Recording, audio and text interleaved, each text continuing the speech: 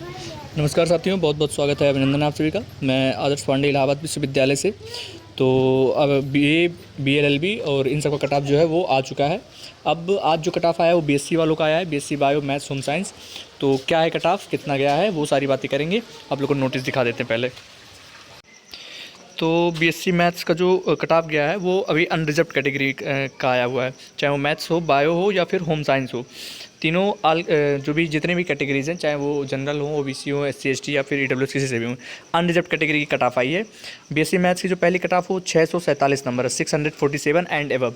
तो जिन भी विद्यार्थियों का 647 नंबर है या उससे ऊपर है वो अपना काउंसलिंग करवाएंगे। बीएससी बायो का जो कट ऑफ गया अनरिजर्व्ड कैटेगरी का, जो भी आल कैटेगरीज़ हैं, 695 नंबर और उससे अब, तो जो भी विद्यार्थी 695 नंबर पाएँ या उससे ऊपर आए वो अपना काउंसलिंग करवाएंगे। बीएससी होम साइंस का जो कट ऑफ गया है वो 342 नंबर या उससे ऊपर गया हुआ है।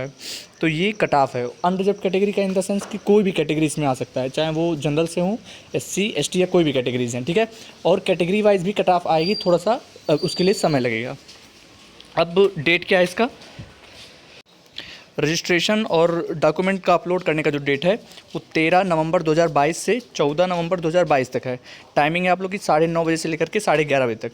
तो आप लोग को रजिस्ट्रेशन, या फिर अगर रजिस्ट्रेशन पहले से करवाएं तो ठीक है, नहीं तो डॉक्यूमेंट जो अपलोड करना है वो 13 नवंबर से लेकर के 14 नवंबर के बीच में करवाना है। फिर काउंसलिंग और अलॉटमेंट कब होगा, तो 14 नवंबर 2022 को आप लोग का अलॉटमेंट होगा, ठीक है, 11:30 से लेकर के 5 के बीच में। डेट याद रखिएगा जो भी है। उसके बाद फीस सबमिशन आप लोग का होगा 14 नवंबर 2022 से लेकर के 15 नवंबर 2022 के बीच में, यानी टाइमिंग जो है वो 5 बजे से लेकर के 5 बजे के बीच में। तो ये हो गया रजिस्ट्रेशन और डॉक्यूमेंट अपलोडिंग और फिर काउंसलिंग और अलॉटमेंट और फीस सबमिशन की बात। डॉक्यूमेंट पे चर्चा कर लें थोड़ा सा। तो पहले भी बता चुका हूँ, आज फिर बता दे रहा हूँ कि सबसे पहले एडमिट कार्ड होना चाहिए, स्कोर कार्ड होना चाहिए एनटीए का, ठीक है, उसकी ओरिजिनल कॉपी और फिर फ़ोटो कॉपी। अगला है हाई स्कूल का मार्कशीट और उसका सर्टिफिकेट, 12th का मार्कशीट और उसका सर्टिफिकेट, ओरिजिनल कॉपी और फ़ोटो कॉपी। मार्कशीट जो सर्टिफिकेट की अगर बात कर लें तो जिनके पास भी सर्टिफिकेट है तो वो उस पर लगा सकते हैं। मान लीजिए स्कूल कॉलेज से सर्टिफिकेट नहीं मिलता तो कोई बहुत बड़ा इशू नहीं है, उससे एडमिशन वगैरह पे कोई प्रभाव नहीं पड़ेगा। सर्टिफिकेट अगर आपके पास है तो उसको लगा दीजिए, नहीं है तो फिर मार्कशीट ही केवल लगाइए। अगला जो है वो ट्रांसफ़र या फिर माइग्रेशन सर्टिफिकेट, टीसी अगर आपके पास है तो लगा दीजिए, अगर नहीं है तो अंडरटेकिंग का फॉर्म भर दीजिए, समझिए प्रोसेस को। उसके बाद अगर गैप ईयर है आपके पास, मतलब 12th के बाद अगर 1 साल का गैप लिए हैं तो गैप ईयर का फॉर्म भर दीजिए। अगर गैप ईयर नहीं लिए हैं तो गैप ईयर भरने की कोई ज़रूरत नहीं है। अगला है कि कास्ट सर्टिफिकेट अगर है आपके पास, लगाना है तो उसको लगा दीजिए, चाहे एससी हो, एसटी हो, ओबीसी हो या ईडब्ल्यूएस हो। अगला चीज़ है कि आधार कार्ड होना चाहिए, फ़ोटो कॉपी और उसका ओरिजिनल।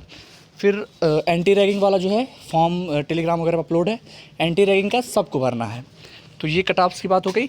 और परेशान ना हो, कट ऑफ अभी लगातार गिरेगी और उसके बाद फिर कैटेगरी वाइज भी कट ऑफ जो है वो आती रहती है।